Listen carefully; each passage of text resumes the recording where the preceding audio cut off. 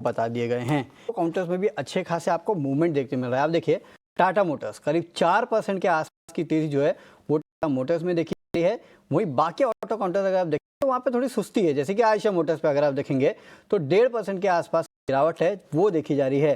और ये आ रही है कि भारत जो है वो 700 सीसी की जो बाइक्स है उसके ऊपर ड्यूटीज़ है वो कम कर सकता है, इस तरह की खबर आई। और उसके बाद आपने देखा कि खासकर आयशा मोटर स्टॉक पे अच्छी खासी गिरावट जो है वो देखने मिल रही है। 5,700 के नीचे भी ये जा चुका है। बजाज ऑटो में भी आपको थोड़ा बहुत गिरावट देखने मिलेगी। तो अमित जी, आज ये 4 व्हीलर्स जो है उनमें है, जैसे कि टाटा मोटर्स है, 4 व्हीलर कमर्शियल व्हीकल्स, इनमें तेजी है, लेकिन 2 व्हीलर्स थोड़े गिरे हुए हैं, खासकर आयशा मोटर्स को अगर आप देखेंगे और बजाज ऑटो को। तो सर क्या राय आती है इन तीनों से, बताइए। और देखिए यहाँ से तो मुझे लग रहा है टाटा मोटर बहुत स्ट्रॉन्ग है। यहाँ से लॉन्ग की पोजीशन अगर क्रिएट करनी है तो टाटा मोटर में कर सकते हैं। जो हिसाब से हम देखें तो साइड के लेवल से एक अच्छी खासी गिरावट है काउंटर में आते हुए देखने मिली थी, वहां से एक अच्छी खासी रिवर्सल बनी है। और जो हिसाब से हम देखें तो अच्छा खासा एक डबल बॉटम यहाँ से सपोर्ट लेते हुए काउंटर वॉल्यूम के साथ रिवर्सल आते हुए मिल रहा है। अपसाइड में हम देखें यहाँ से 710 के लेवल तक काउंटर के आने के चांसेस है। 710 के ऊपर एक काउंटर जब भी निकलेगा उसके बाद मैं कहूंगा एक अच्छी खासी नई रेंज में शिफ्टिंग होते हुए देखने मिलेगा, जो डायरेक्टली 850-900 के लेवल तक भी जा सकता है। ओके, तो ये राय हुई टाटा मोटर्स पे। सर आयशा मोटर्स पे कोई राय आपकी? और आइशर मोटर हम देखिए यहाँ से तो काउंटर स्टेबल है। लॉन्ग टर्म सेटअप भी हम देखें यहाँ से लॉन्ग टर्म सेटअप भी स्टेबल है। 2 दिन से अपसाइड के लेवल से थोड़ी बहुत गिरावट बनते हुए देखने मिल रहे हैं, बट जो मेजर सपोर्टिव लेवल है वो ब्रेक होते हुए देखने नहीं मिल रहा है। डाउन साइड में 55-40 का एक सपोर्टिव लेवल है, अगर वो जब तक ब्रेक नहीं हो रहा है तब तक मैं कहूंगा काउंटर का सेटअप स्ट्रॉन्ग रहेगा।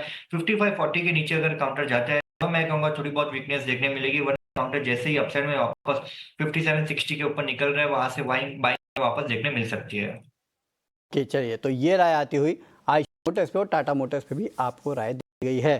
चलिए एक छोटा सा ब्रेक लेंगे, लेकिन ब्रेक पे जाने से पहले ये जो लाइफ इंश्योरेंस का डेटा आ रहा है इसको भी आप देख लीजिएगा। लाइफ फर्स्ट ईयर प्रीमियम जो है उसमें 11.5% की कमी यहाँ पे देखने मिली है, और HDFC लाइफ में प्रीमियम में 5% के आसपास की बढ़ोतरी देखने मिली है।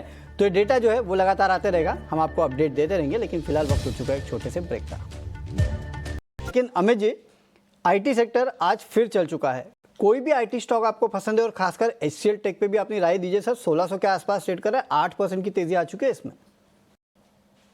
देखिए यहाँ से 50 DMA का ब्रेकआउट आते हुए देखने मिल रहा है। करंटली हम देखें सुबह से हम देख रहे थे आईटी पैक में एक अच्छी खासी बाइंग बनी है, और मुझे लग रहा है कैरी फॉरवर्ड बाइंग भी हमें ओवरऑल आईटी पैक देखने मिलेगा। अपसाइड में जैसे हम देख पा रहे हैं मुझे लग रहा है यहाँ से HCL टेक 1615 से 1620 के लेवल तक जा सकते हैं, सो लॉन्ग की पोजीशन ए रेट पे क्रिएट कर सकते हैं। ओके, चलिए, तो राय आती हुई HCL टेक पे, यहाँ पे आपको लेवल जो है वो बता दिए गए हैं। IOC, CIL, इन पे आपकी राय क्या है सर? चार्ट्स क्या कहते हैं इन स्टॉक्स के? और देखिए तो आईओसी अच्छा लग रहा है। करंटली कोई भी स्टॉक में मोमेंटम यहाँ से हमें देखने में नहीं मिल रहा है, बट जो पैटर्न बनी हुई है यहाँ से वो पैटर्न अच्छी खासी बनी हुई है। सो यहाँ से मोमेंटम जब भी पिकअप होता है या काउंटर में जो है ये इंडिया सेक्टर में जब भी बाइंग आएगा मैं कहूँगा यहाँ से मोमेंटम अच्छा खासा पिकअप हो सकता है। उसमें से किसी काउंटर लॉन्ग की पोजीशन क्रिएट करनी है जब मैं कहूँगा यहाँ से आईओसी में लॉन्ग की पोजीशन क्रिएट कर सकते हैं। अपसाइड मुझे लग रहा है आईओसी 148 से 150 के रेंज में जाने के चांसेस बनते हैं। चलिए, तो ये राय आती हुई NTPC और IOC पे।